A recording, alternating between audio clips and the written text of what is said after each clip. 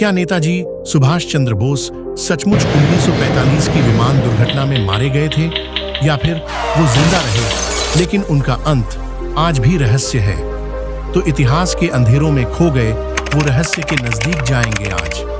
दोस्तों, अगर आप भी इस रहस्यमयी सफर को जानना चाहते हैं तो वीडियो को जरूर अंत तक देखिए। और हाँ, चैनल को लाइक, शेयर और सब्सक्राइब करना मत भूलिएगा, क्योंकि आपका एक क्लिक हमें ऐसी ही और प्रेरणादायक कहानियां लाने की ताकत देता है। ये वही व्यक्ति है जिन्होंने लाखों भारतीयों की रगों में क्रांति की आग भर दी। ये कहानी है उस शख्स की जिसे दुनिया नेताजी सुभाष चंद्र बोस के नाम से जानती है।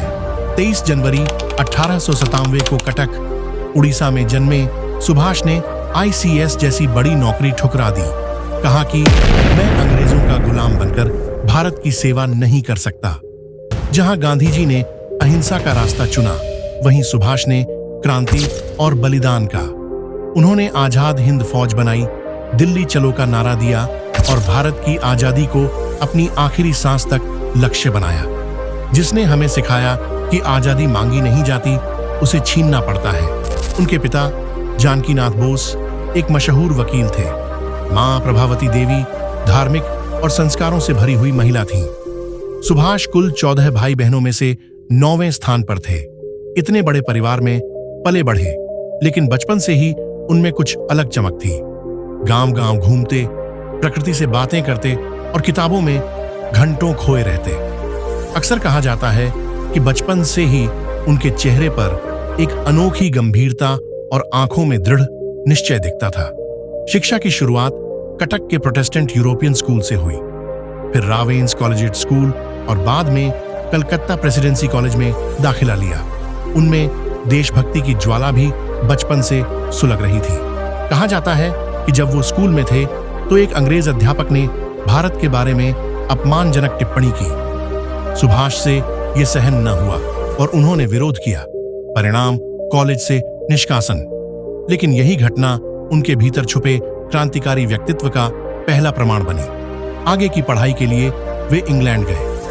कैम्ब्रिज यूनिवर्सिटी से दर्शन शास्त्र की पढ़ाई की और 1920 में इंडियन सिविल सर्विसेज ICS की परीक्षा शानदार अंकों से पास की। भारत के युवाओं के लिए ये बहुत बड़ी उपलब्धि थी। लेकिन दोस्तों, यहीं उन्होंने वो निर्णय लिया जिसने उन्हें अमर बना दिया।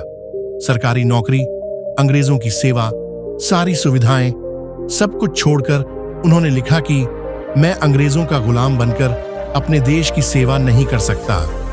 इस तरह सुभाष का बचपन और शिक्षा सिर्फ किताबों तक सीमित नहीं रहे, बल्कि उन्होंने जीवन भर के लिए वो मूल्य सीखे: त्याग, अनुशासन और राष्ट्रभक्ति।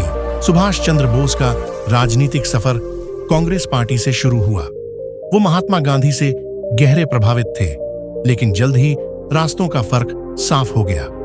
गांधी जी का मानना था कि भारत को आजादी अहिंसा और सत्याग्रह से मिलेगी, लेकिन बोस मानते थे कि अंग्रेज इतने आसान से देश छोड़ने वाले नहीं। उनकी नजर में आजादी का रास्ता बलिदान और सशस्त्र संघर्ष से होकर जाता था।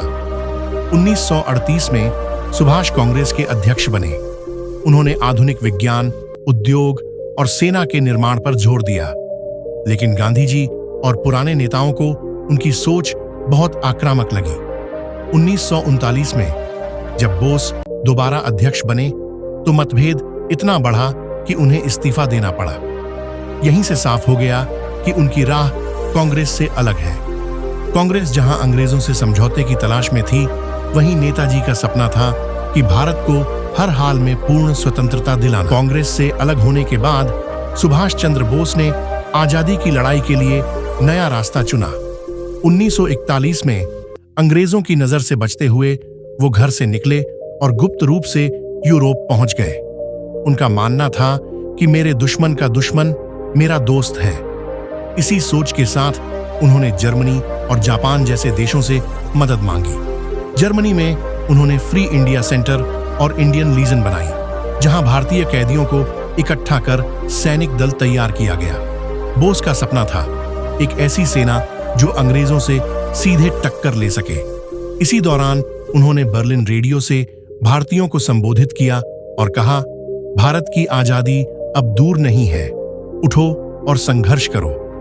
यूरोप की धरती पर रहते हुए भी उनके दिल में बस एक ही सपना था, भारत को आजाद कराना।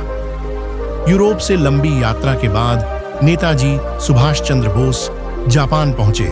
यहां उन्होंने देखा कि सैकड़ों भारतीय कैदी और प्रवासी आज भी भारत की आजादी का सपना देख रहे थे। नेताजी ने इन्हें एकजुट किया और खड़ी की आजाद हिंद फौज। ये सेना साधारण सेना नहीं थी, ये उन भारतीयों की टोली थी जिन्होंने अपने घर परिवार, सुख सुविधाएं सब कुछ छोड़कर मां भारती की आजादी के लिए प्राणों का संकल्प लिया था।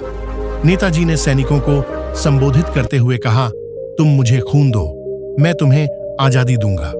ये शब्द सुनकर हर सैनिक की आंखों में आंसू थे और दिल में जोश की लहर। आजाद हिंद फौज में सिर्फ पुरुष ही नहीं बल्कि महिलाएं भी शामिल हुईं। कैप्टन लक्ष्मी सहगल के नेतृत्व में बनी रानी झांसी रेजिमेंट दुनिया की पहली ऐसी महिला सैनिक टुकड़ी थी जो सीधे युद्ध में कूदने को तैयार थी। नेताजी ने एक अस्थायी सरकार भी बनाई, आजाद हिंद सरकार। इस सरकार को जापान, जर्मनी और इटली जैसे कई देशों ने मान्यता दी, यानी कि अंग्रेजों के खिलाफ अब भारत की सरकार और सेना दोनों तैयार थे। 1944 में नेताजी ने दिल्ली चलो का नारा दिया। आजाद हिंद फौज बर्मा और उत्तर पूर्व भारत के मोर्चे तक पहुंची। इम्फाल और कोहिमा की लड़ाइयां हुई। हालांकि संसाधनों की कमी और युद्ध की बदलती परिस्थितियों ने फौज को पीछे हटने पर मजबूर कर दिया, लेकिन भारतीयों का हौसला और आत्मविश्वास पहले से कहीं अधिक बढ़ गया। आजाद हिंद फौज ने भले ही अंतिम विजय न पाई, लेकिन इसने अंग्रेजों के दिलों में डर बैठा दिया। ब्रिटिश सरकार को साफ दिखने लगा था कि भारतीय अब सिर्फ बातों से नहीं बल्कि हथियार उठाकर भी अपनी आजादी छीन सकते हैं। नेताजी बार बार कहते थे, आजादी मांगी नहीं जाती, उसे बलिदान और संघर्ष से हासिल किया जाता है। और सच यही है दोस्तों कि आजाद हिंद फौज की गूंज ने भारत की स्वतंत्रता की नींव और भी मजबूत कर दी। साल था 1945, द्वितीय विश्व युद्ध का अंत हुआ। जापान हार गया और नेताजी की आजाद हिंद फौज को भी आत्मसमर्पण करना पड़ा। हजारों सिपाही कैद में लिए गए। अंग्रेजों ने तय किया कि इन सैनिकों को भारत की जनता के सामने अपराधी साबित किया जाएगा और शुरू हुआ इतिहास का सबसे मशहूर मुकदमा, INA ट्रायल्स यानी रेड फोर्ट के मुकदमे। दिल्ली के लाल किले में बंद किए गए 3 बड़े अधिकारी, कर्नल प्रेम कुमार सहगल, कर्नल गुरबख्श सिंह ढिल्लन और मेजर जनरल शाहनवाज खान। अंग्रेजों का आरोप था देशद्रोह, हत्या और हिंसा। लेकिन दोस्तों, ये मुकदमा ब्रिटिश सरकार की सबसे बड़ी भूल साबित हुआ। पूरा भारत इन तीनों सैनिकों के समर्थन में खड़ा हो गया। हिंदू, मुस्लिम, सिख सब एक आवाज में बोले, वो गद्दार नहीं, वो हमारे हीरो हैं। कांग्रेस, लीग, कम्युनिस्ट हर पार्टी ने एक सुर में उनका बचाव किया। देश भर में आंदोलन भड़क उठे, कहीं प्रदर्शन, कहीं हड़ताल, कहीं जय हिंद के नारे। यह मुकदमा जनता की नजरों में ब्रिटिश राज को कटघरे में खड़ा कर गया। लोग कहने लगे, अगर हमारे देश के सैनिक देशद्रोही हैं, तो फिर सच्चा देशभक्त कौन है? इतना ही नहीं, INA ट्रायल्स के बाद ब्रिटिश सेना में भी विद्रोह की लहर उठी। 1946 में रॉयल इंडियन नेवी विद्रोह हुआ, जहां हजारों नौसैनिकों ने अंग्रेजी झंडा उतारकर जय हिंद और महात्मा गांधी की जय के नारे लगाए। आखिरकार ब्रिटिश सरकार को समझ आ गया कि अब भारत पर शासन जारी रखना असंभव है। INA ने भले ही युद्ध नहीं जीता, लेकिन उसके त्याग और मुकदमों ने भारत की आजादी की आखिरी चिंगारी भड़का दी।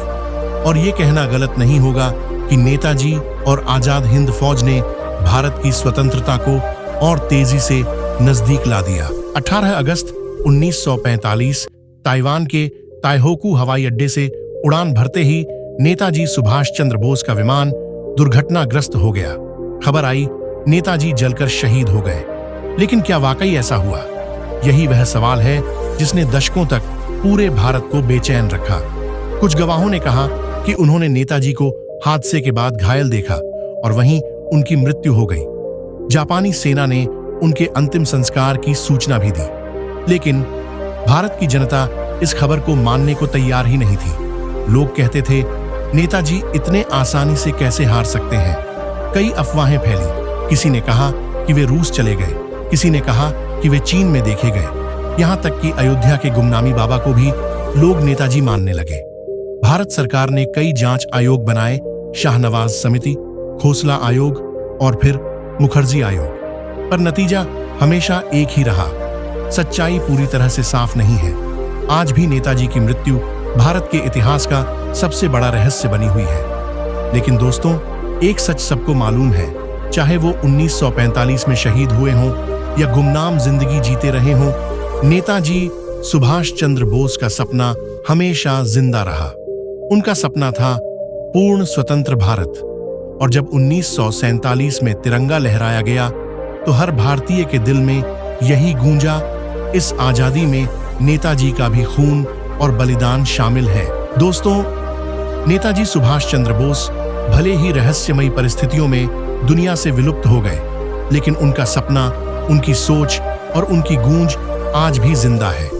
उन्होंने हमें सिखाया कि आजादी केवल प्रार्थनाओं से नहीं मिलती, बल्कि उसके लिए खून, पसीना और बलिदान देना पड़ता है। उनकी आजाद हिंद फौज भले ही युद्ध न जीत सकी, लेकिन उस जोश और त्याग ने अंग्रेजी हुकूमत की नींव हिला दी। INA ट्रायल्स ने पूरे देश को एकजुट कर दिया और ब्रिटिश सरकार को साफ समझ आ गया, भारत अब गुलाम नहीं रह सकता। आज नेताजी की विरासत हर भारतीय के दिल में बसती है। उनका नारा जय हिंद आज भी सेना से लेकर स्कूलों तक हर हिंदुस्तानी की आवाज है। उनका आदर्श हमें याद दिलाता है कि अगर इरादे बुलंद हों तो कोई ताकत हमें रोक नहीं सकती। दोस्तों, यह कहानी सिर्फ एक इंसान की नहीं, बल्कि उस ज्वाला की है जिसने पूरे देश को आजादी की राह दिखाई। नेताजी कहते थे, जीवन में सबसे बड़ा अपराध है अन्याय सहना और गलत पर चुप रहना। तो आइए उनकी विरासत को केवल किताबों में न रखें, बल्कि अपने जीवन में उतारें, क्योंकि नेताजी का सपना तभी पूरा होगा जब हर भारतीय जय हिंद की पुकार के साथ अपने देश के लिए कुछ कर दिखाएगा।